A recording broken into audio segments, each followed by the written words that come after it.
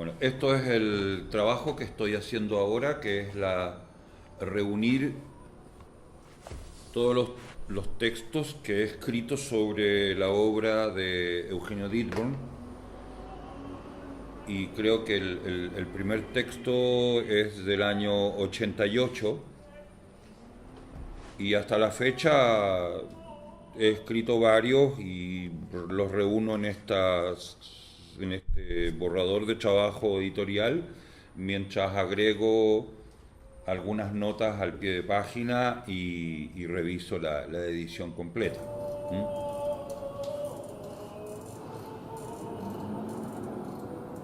Sé sé que le falta cuerda, ¿no? Bueno, Marx distinguía entre dos métodos. Decía, una cosa es el método de la investigación, otra cosa es el método de la exposición. Entonces, en relación a la exposición, he puesto los textos en orden cronológico. ¿Ah? Eh, Desde obras de 1975, por ejemplo, a obras del 2000 y tanto.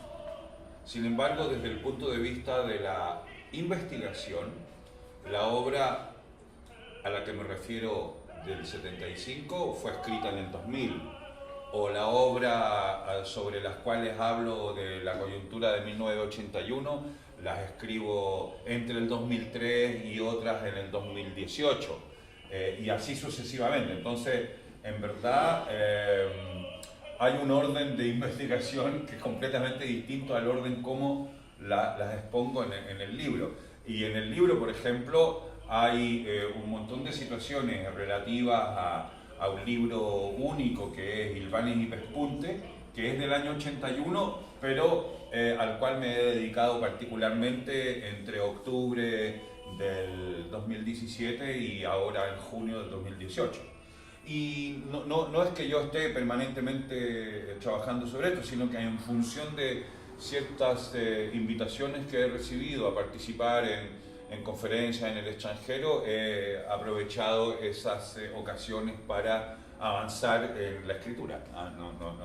No es en ese sentido una investigación como se podría hacer en el ámbito académico. No, esto es en relación a la preocupación de siempre y que tiene algunos momentos de mayor expresividad y otros momentos de mayor concentración en el terreno de la investigación. Ahora, por ejemplo, estoy reforzando el estudio sobre Ilvanes y Pespunte. Eso es un asunto al cual yo me quisiera referir de manera particular. Esto es una fotocopia, además bien es un facsímil de un día entero de mi vida, Ilvanes y Pespuntes para una poética. Este es el cuaderno único que Eugenio Dittborn produce entre abril y mayo, junio de 1981. Y a esto he estado dedicado en los últimos meses. Lo que pasa es que es un trabajo un poco agotador, interminable, tiene 1000 entradas, entonces en este momento, por ejemplo, me he resistido, o sea, ya pasé la etapa de las primeras 50 páginas en que iba yo de manera secuencial, ¿eh?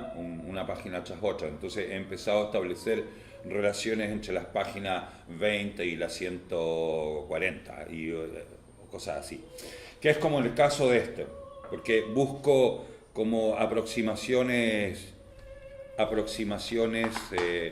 como las que podría hacer Warburg, obviamente guardando todas las proporciones, pero es una de las cosas básicas que uno hace cuando trabaja sobre elementos iconográficos tan precisos. Entonces es, por ejemplo, estas dos páginas que están separadas por 40 páginas. Entonces es una manera de ver el trabajo de Dittborn ya en otra forma que secuencial. De hecho, debiera yo recortar todas las páginas, sacar todo y empezar a trabajarlo de manera constelar en un gran muro e ir modificando las piezas de acuerdo a vecindades nuevas que se vayan planteando por la proximidad, contigüidad de las poses. En este caso no hay pose. ¿Dónde habría una pose? En el terreno, por ejemplo, de cuando uno tiene esto, por ejemplo. Ya. Tengo a Afrodita Antofagasta, está de pie. Eso es una pose, está posando. Muy bien. Acá no hay pose. Acá lo que hay es abatimiento. Hay abatimiento. De manera que el abatimiento es un modo de cómo le permite a Didbon trabajar a partir de la metáfora de la práctica del boxeo, obtener varias cosas, como por ejemplo en el boxeo se trabaja por contusión, se trabaja por contusión, y las contusiones producen erosiones y escoriaciones en la piel, ¿ah?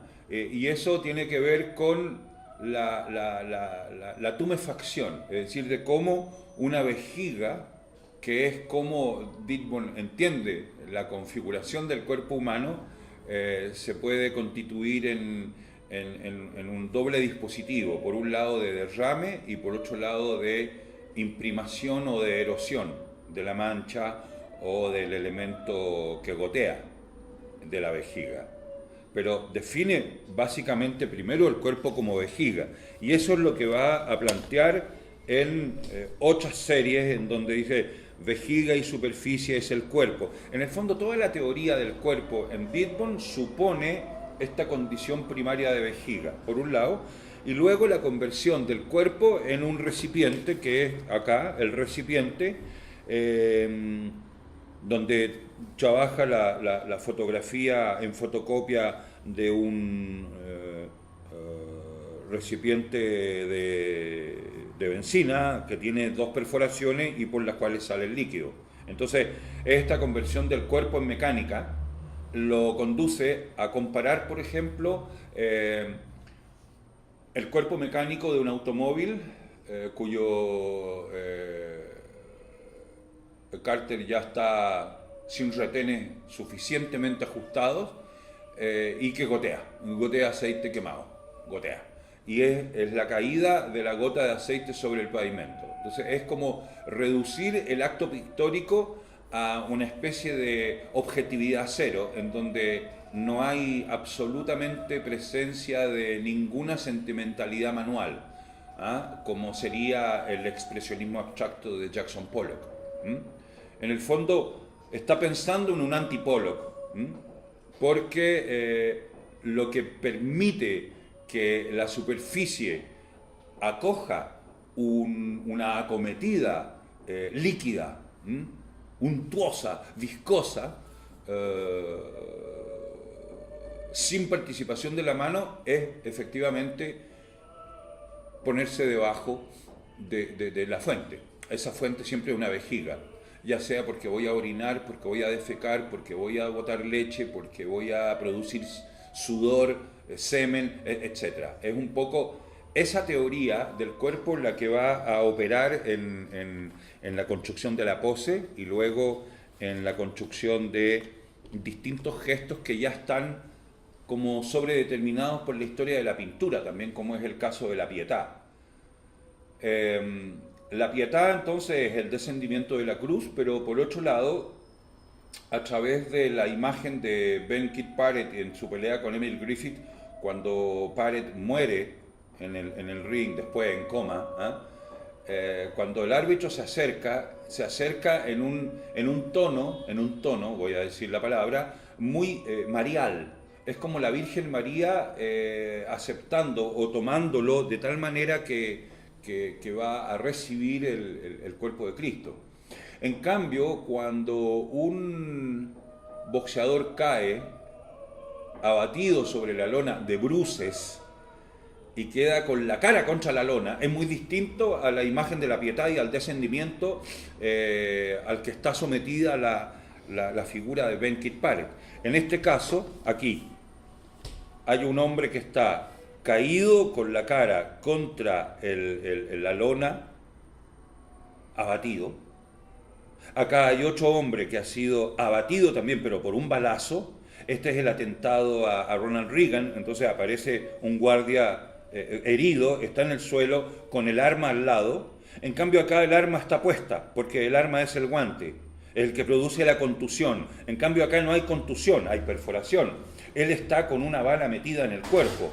Acá no está con una bala metida en el cuerpo, está contuso, pero no muestra la cara. De tal manera que esta condición de abatimiento lo que hace es omitir la existencia del paño de la Verónica, es decir, de la figura del verdadero ícono de Cristo en ese caso. Pero es la noción misma de la iconicidad la que está omitida porque ha sido abatido. Entonces, el que ha sido abatido no tiene cara. Un poco esa es la idea. Bueno. Es así como he venido trabajando esto y claro, es todo una manera de asociar y de producir entonces el aparato de notas que, con el cual voy a continuar en esta puesta en edición. Bueno, claro, como todo, no todo el mundo sabe, pero el libro único se llama Un día entero de mi vida. O sea, eso, un día entero de mi vida, remite a un objeto literario encontrado. Es una historia de una madre que habla de cómo su hijo llega en la tarde con la camisa sucia y le pregunta qué es lo que tienes en la camisa y el niño le contesta, mamá, le dice, esto es un día entero de mi vida. Esa es la historia, que es como la historia de la Mancha.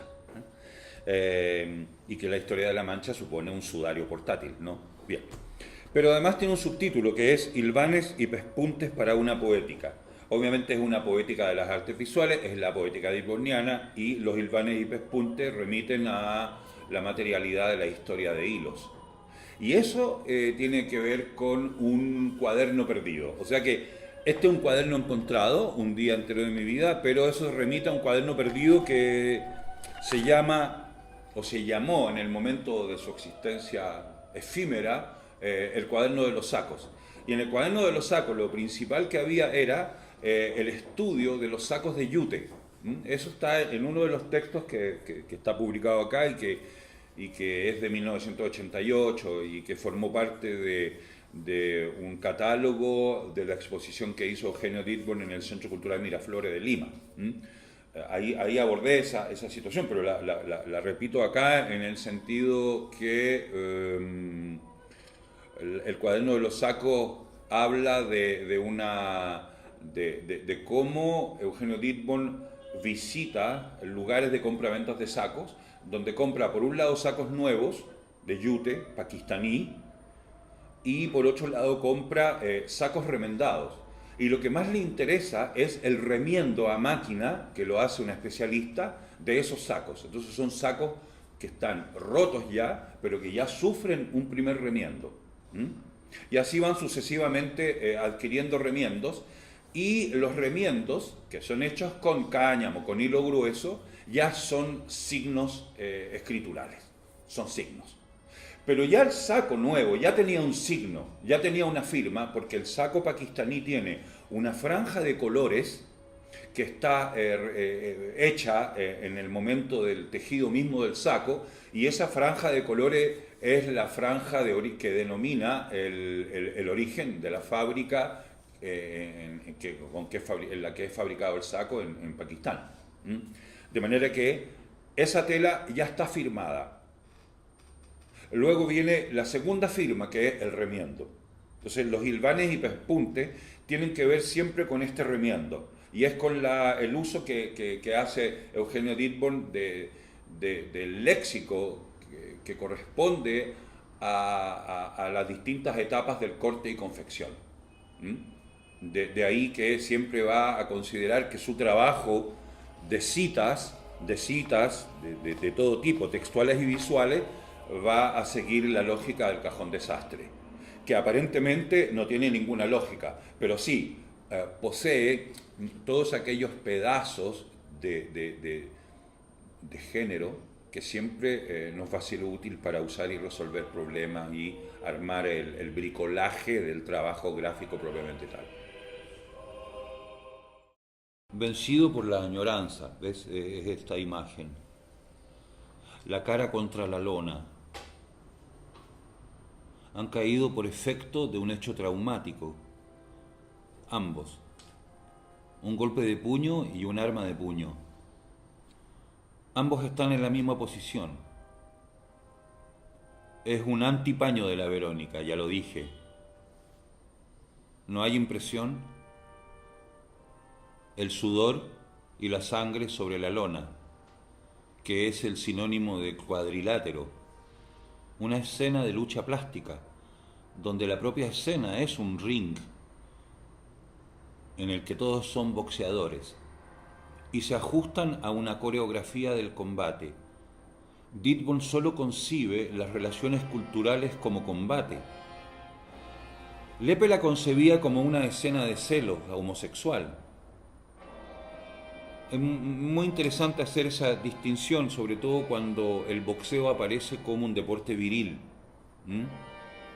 Entonces está el combate boxeril con toda su coreografía en contra de la comprensión homosexual de la cultura que tiene Lepe como una escena de celos. Es como un amigo que me decía a mí, a propósito de los estudios de las escenas plásticas, te voy a hacer una escena. Ahora, cuando escribe sobre esto, hay una homogenización del gesto de abatimiento. Es el derrumbe de la pose. Por eso produce una tensión en el sistema. Primero está la pose del boxeador y luego su caída. La añoranza de la pose inicial.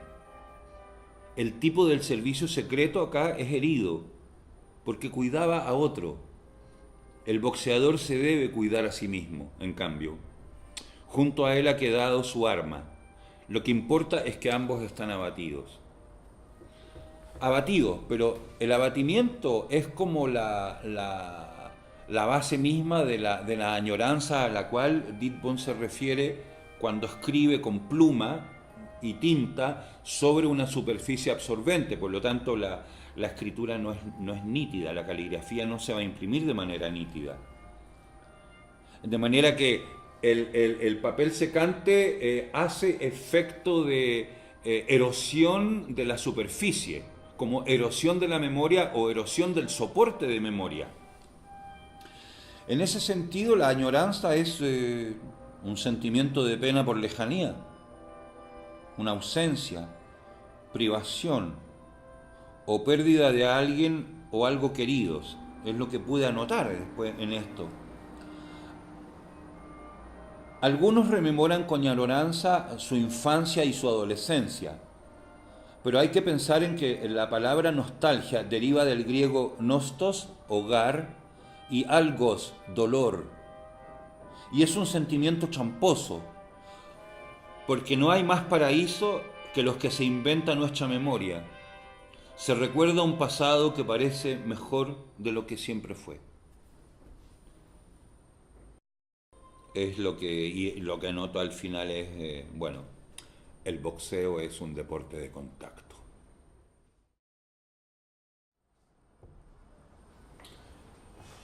No, el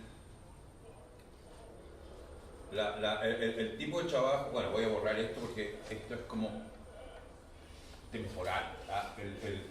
Para hablar del trabajo de Didbon de manera atemporal, hay que referirse al modo como arma el sistema.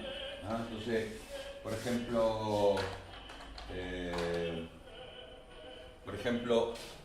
el boxeo. Entonces, el boxeo aparece como un telón de fondo narrativo que nos permite hablar de contusiones. Entonces las contusiones tienen que ver con la superficie de la piel, o la piel como superficie, ¿ya? Y esto nos conduce al espacio del cuadro al final. Pero el boxeo es una escenografía también. Pero más que escenografía, yo diría que es una coreografía. Una coreografía. Voy a explicar las dos cosas. Entonces, las contusiones a través del boxeo remiten a la cara del boxeador que es más golpeado o más golpeado que membrillo de colegial, ¿no? Entonces, en el fondo, sigo el trabajo del colegial. Todo esto muy escolar. Pero el trabajo coreográfico, esto es lo más importante, porque en el fondo supone reglas, unas reglas, y supone también una historia. Entonces, la historia está localizada, y esa historia está localizada en Iquique. ¿Por qué? Porque en febrero de 1981, Ditborn más Carlos Flores del Pino y más Marcos de Aguirre. Esto me lo relató Marcos de Aguirre cuando volvió del viaje. Ditborn no me lo contó, yo lo supe. Dice, van a entrevistar al Tani Loaiza. Entonces el tema del Tani Loaiza es que el Tani Loaiza había peleado con un tipo que se llamaba Goodrich, y había perdido. O sea, había llegado y la leyenda es que el árbitro le pisa el empeine y él hace toda la pelea herido. Y le resiste. Entonces pierde por puntos, qué sé yo. Pero en el fondo es siempre el Tani Loaiza, o después otro gran Arturo Godoy y otro gran del boxeo, siempre llegan segundo. Entonces ellos van a entrevistar al Tani Loaiza para abordar esa hipótesis sobre el vicecampeonismo. Y sobre el vicecampeonismo ya hemos hablado, porque hicimos una gran entrevista, video a Carlos Flores del Pino justamente sobre ese tema, y se puede encontrar ese trabajo en los videos que hemos hecho para el SEDA, son los primeros videos que hicimos en el Centro de Estudios de Arte. Es decir, hablamos del vicecampeonismo. Pero la verdad es que el vicecampeonismo solo se puede explicar a través de la práctica del boxeo, es decir, de la presencia que tiene el boxeo en el trabajo de Ditborn.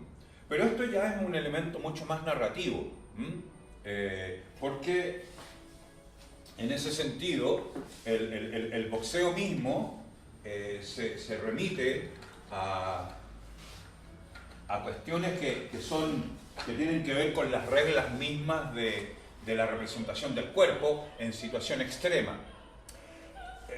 El boxeo va a ser una, pero después va a ser la imagen del nadador. El boxeo, por ejemplo, tiene que ver con lo tumescente. Lo tumescente. En cambio, el nadador tiene que ver con el regreso al origen. Porque siempre es un nadador que se introduce en la piscina, que va en el agua nadando.